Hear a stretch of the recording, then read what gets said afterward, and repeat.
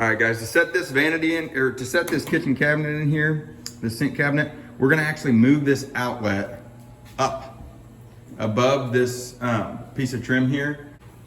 So first thing I'm gonna do, I'm gonna take that cover off of there. We're gonna check for power here. We're gonna see what circuit feeds that. I am gonna kill power to that circuit. All right, guys, they make lots of smaller, less expensive ways to test for power on a outlet, or you could just plug like a lamp or something in and you just kill breakers until you see the light on that lamp go out. But I've got me a fluke here. I'm gonna flip this to voltage. I'm gonna check for voltage. I'm sure I have 120 here right now. And I do. It's backwards to you on this, but it says 124.5.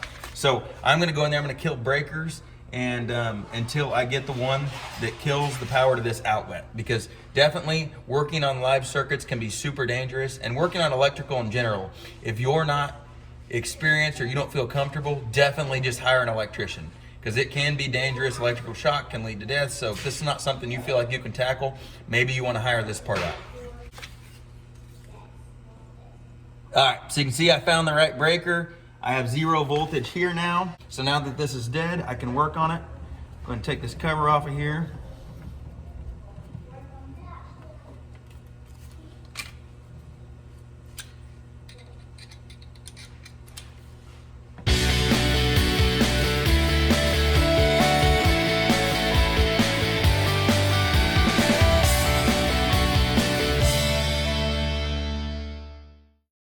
Especially if you have drywall, you don't have plaster, moving a receptacle a few feet, 5 feet, 6 feet, really easy task.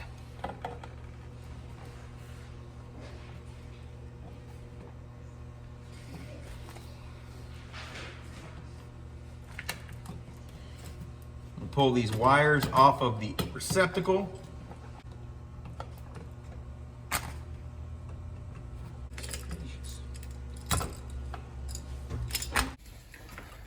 All right, so the first thing you want to do is, I know that this nail-in box is nailed into a stud, and I don't want to drill this hole for this old work box I have that's going to just basically be fastened up against the drywall. I don't want to drill that where there's a stud at. If there's a stud in that location, then I made a hole now that I can't use this box. So what I did was I measured over from the wall here, the edge of this wall, to the edge of this box, because that's where the stud is, and I found it was like 17.5 inches.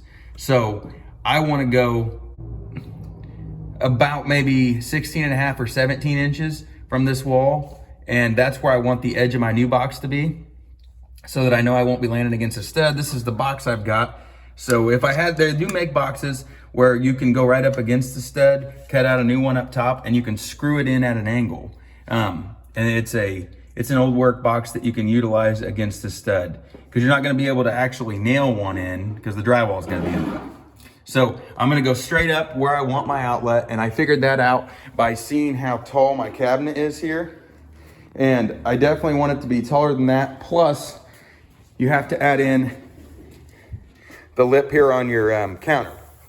I want it to be higher than that. I'm in a circumstance here where I don't really want it to land in this backsplash area, because it's such a short area between where the top of that counter will be and the trim, where I'm gonna have a little backsplash. So I just went up, I'm gonna go right up above this trim here.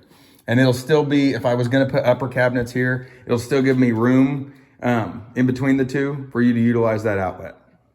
So since I know where I'm at here, I know where I wanna be up top, I'm gonna go up and I'm gonna measure 17 inches off of this corner of the wall. And I'm gonna drill a hole, and I'm going to actually just stick this box up against the wall where I want that, draw around it with a Sharpie, and then I'm gonna utilize my oscillating tool.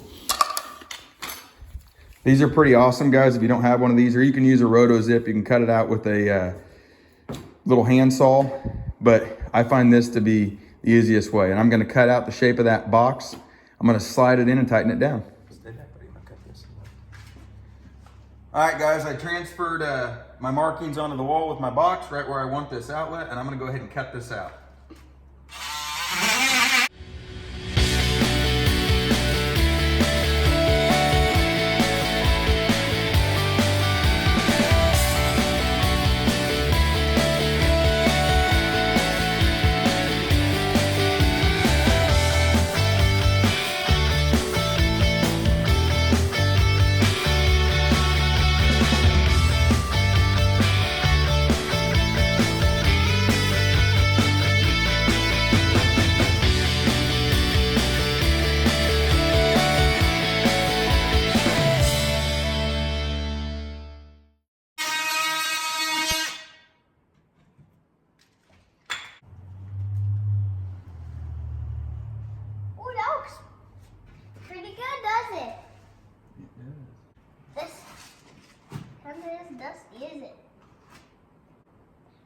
It's not going to shock you if you touch the wires right now? No. Oh my lamp, you're nuts. So people, here's where we do the last stuff. So guys, I got pretty lucky. Both of these wires ran from overhead. So I was able to just clip the ends off and through my old hole, pull these both straight up. So now I don't even need a junction box or anything down there. Where if your wires came from another outlet on the wall, you would probably have to still utilize that as a junction box and run a new one from here down to there. But I'm fortunate, I pulled these both up and now I've got the 2 wires I need to tie together in my new box location. All I'm gonna have to do is feed those wires through the back of here, slide my box in, and then what happens is these little tabs right here will go in and they'll grab on the back of the drywall. And then as you tighten that screw up there, it'll pull this in and it'll actually clamp it against the drywall in between this ear on the front, this tab back here, and that's what holds this outlet box in place.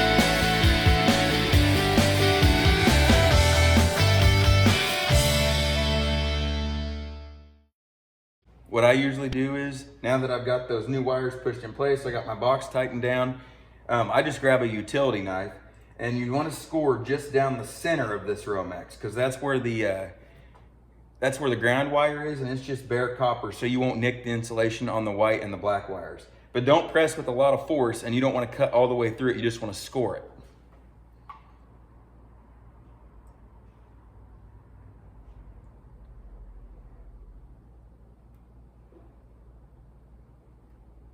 And when you get to the very end of the wire here, then you can press a little harder, and you want to cut all the way through to give you like a little tab to grab a hold of, and that'll just peel back.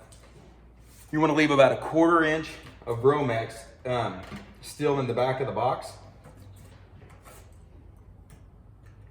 Just take your utility knife, cut that off flat. You'll pull your paper here up and you'll trim that off. You're going to do the same on this other side.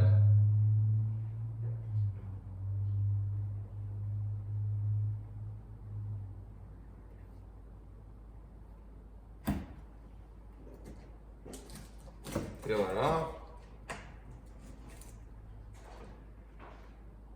Careful not to nick the insulation on your wires.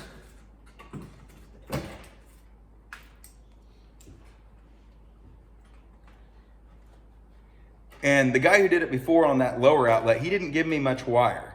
It was pretty tight. So what I like to do is I like to give myself plenty of wire. So I will fold this up right there. Now I'll go ahead and fold all that back in the box. And then I'm going to utilize this wire out here.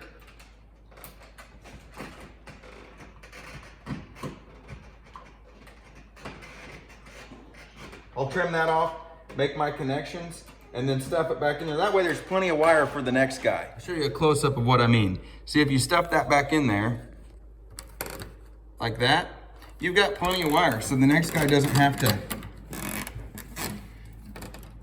to pull the outlet as far as he can out just to get it loosened up. I've got plenty of wire. I'll trim this off, make my connections on my new outlet, and then I'll have this outlet moved. And it was just that simple. All right, guys, there's the outlet installed, and you can see the green lights on. It's working. I just need to get a cover for this rascal, and it'll be all finished up. That's all it took, guys. If you like what you saw here, please like and subscribe to my page. Until next time.